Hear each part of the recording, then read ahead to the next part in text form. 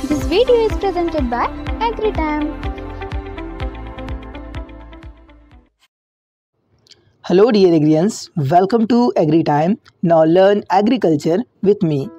In this session, we are going to discuss about a pre-agriculture test mission PAT exam, जिसमें हम top 500 question series को discuss करेंगे, जो कि आपके प्री एग्रीकल्चर टेस्ट के पॉइंट ऑफ व्यू से काफ़ी आपके लिए हेल्पफुल होने वाले हैं. So without any wasting your time, let's start the session. So first question आपके स्क्रीन पर शो करने से पहले आपको बता दूं कि एवरी क्वेश्चन में आपको 10 सेकंड का टाइम दूंगा, जिसको आप कमेंट बॉक्स में क्वेश्चन का जो आंसर है वो आप करके बताओगे. तो जो पहला नंबर का क्वेश्चन है वो क्या आपसे पूछ रहा है कि एक नर भेड़ा या फिर एक नर भेड़ वर्ष में कितने भेड़ों को आपका क्या कर सकता है, गर्भाधान कर सकता है. देखो, ऑप्शन ए में दिया है 20 से 30 बार, बी ऑप्शन में दिया है 40 से 50, सी ऑप्शन में दिया है 50 से 70 और डी में दिया है 10 से 20. तो चलिए कमेंट बॉक्स में अपना जो आंसर है कमेंट करके बताइए. आपकी जो टाइमिंग है, जो आपका यहाँ पे येलो कलर का जो लाइन चल रहा है ना, ये 10 सेकंड का आपका टाइम है. जैसे ही वो ख़त्म होगा आपको मैं आंसर यहाँ पे बता दूंगा. तो यहाँ पे जो आंसर है क्वेश्चन नंबर 1 का, वो क्या हो जाएगा, ऑप्शन बी, यानी कि 40 से 50. मिनिमम अगर एक स्पर्म की बात किया जाए, मतलब एक बार में जो स्पर्म आता है, ठीक है, यानी कि भेड़ा का, तो वो आपका लगभग 10 से 15 भेड़ों को गर्भित कर सकता है. लेकिन यहाँ पे ये बात किया जा रहा है कि विदाउट, अगर हम स्पर्म कलेक्शन अगर भेड़ा की बात करें तो वो कितने भेड़ों को गर्भधान कर सकता है. तो आपका अप्रोक्स 40 से 50 भेड़ों को क्या कर सकता है, गर्भधान कर सकता है. सेकंड क्वेश्चन देखिए, यहाँ पे क्वेश्चन नंबर 2 पूछ रहा है आपका, 1 क्विंटल मूंगफली से कर्नेल एक्सट्रैक्शन जो आपका मेथड होता है, तो इसके द्वारा कितना तेल आपका निकाला जा सकता है. 28 kg, 0.08 kg यानी कि 8 kg, 38 kg या फिर आपका 58 kg. तो बतलाइए इस क्वेश्चन के लिए जो राइट आंसर है वो क्या होगा.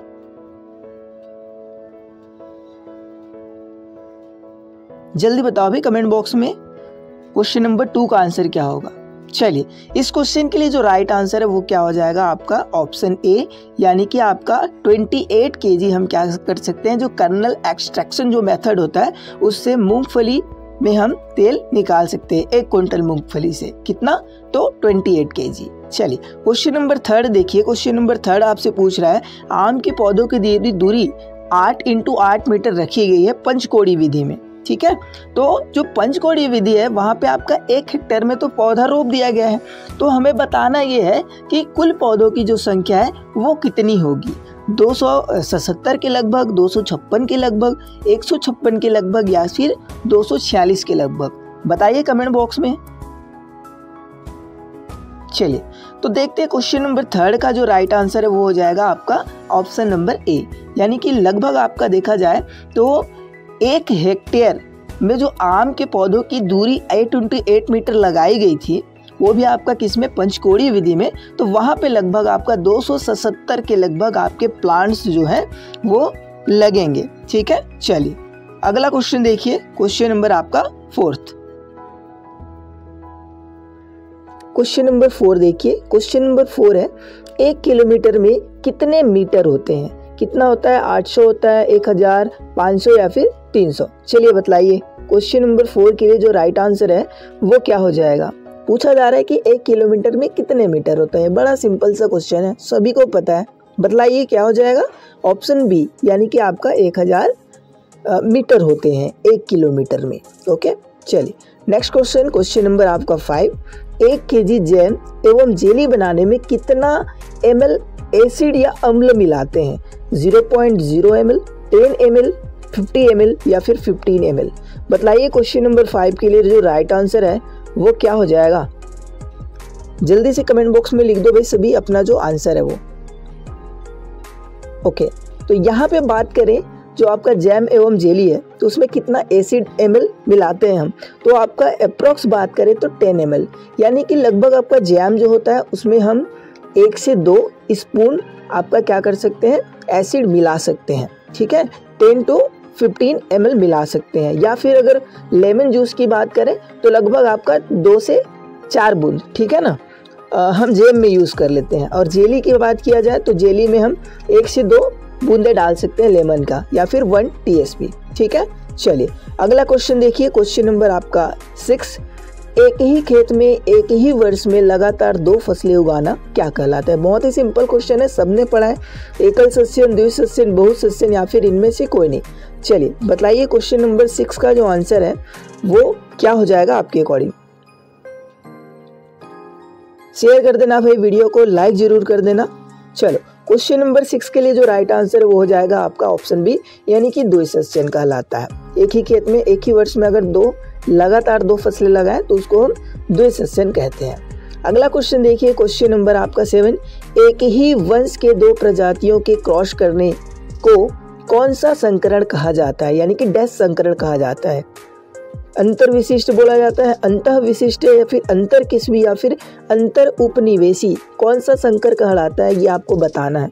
अगर वो एक ही वंश का है लेकिन 2 प्रजातियों, एक ही वंश है लेकिन 2 प्रजातियों के क्रॉस होगा वहाँ पे। ठीक है, तो यहाँ पे जो राइट आंसर वो क्या आ जाएगा आपका? ऑप्शन ए, यानी कि क्या कहलाएगा वो? अंतर विशिष्ट आपका संकरण कहलाएगा।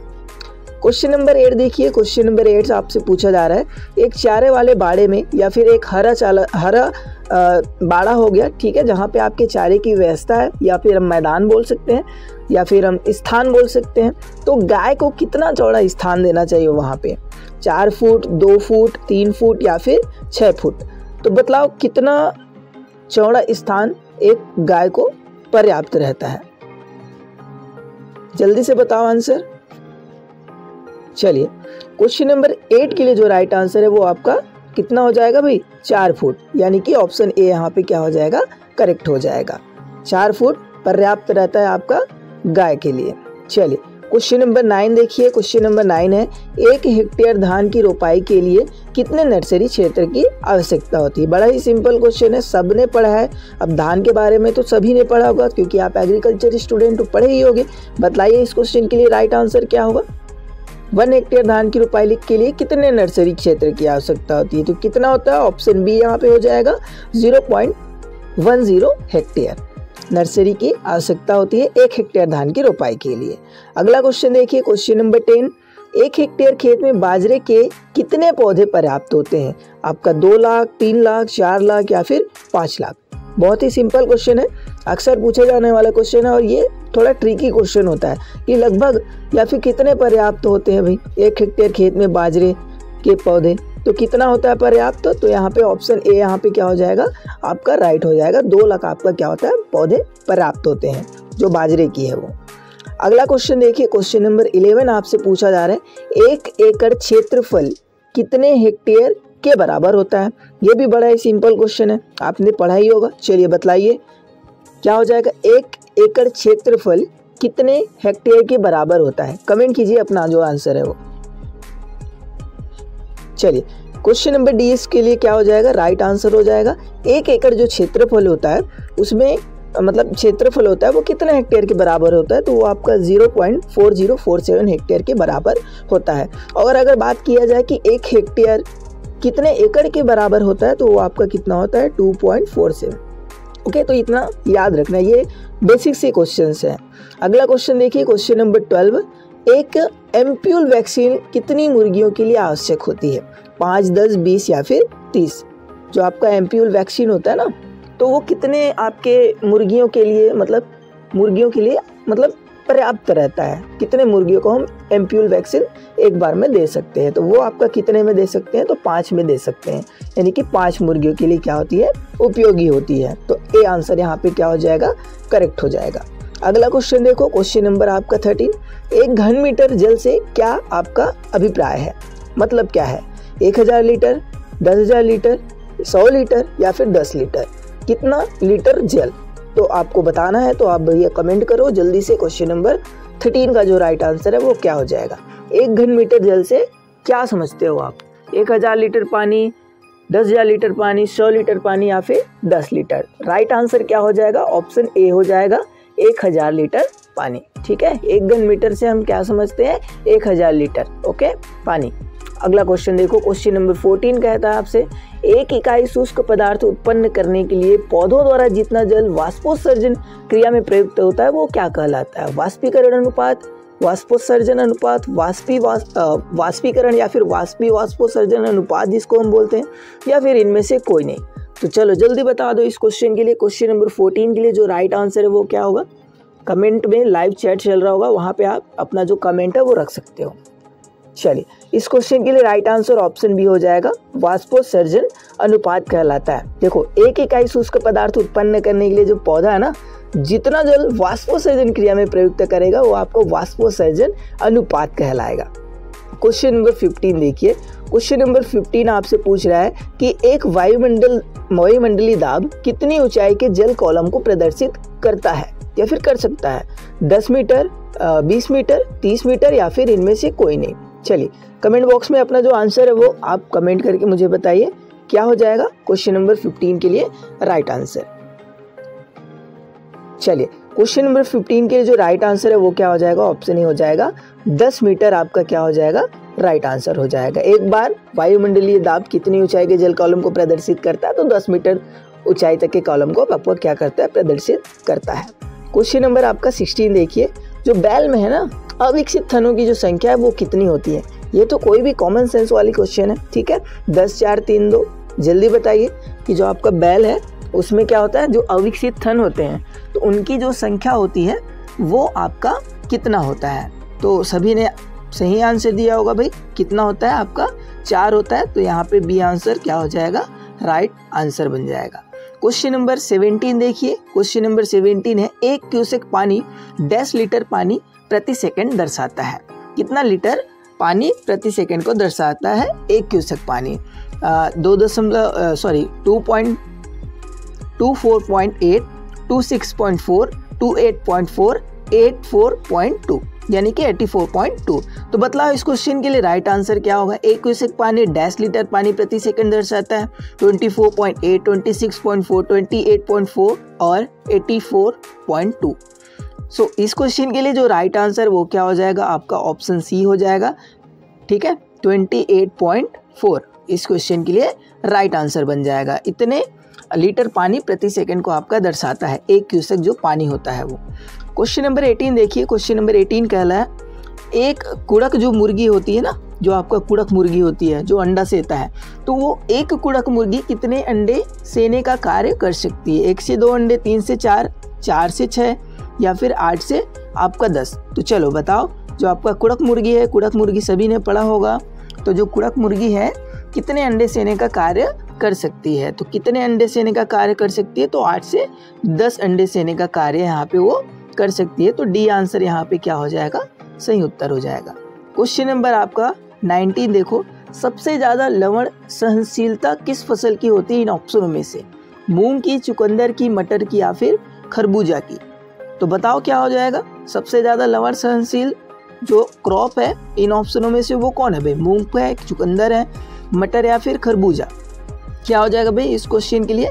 राइट आंसर आपका बी हो जाएगा। जो चुकंदर होता है ना, बीट रूट, वो क्या होता है? इन ऑप्शनों में से सबसे ज्यादा लवण सहनशील क्रॉप होता है। क्वेश्चन नंबर 20 देखिए। क्वेश्चन नंबर 20 पूछ रहा है कि 1 हेक्टेयर में 10 सेंटीमीटर सिंचाई करने के लिए कितना जो आपको वाटर है वो रिक्वायर्ड होता है?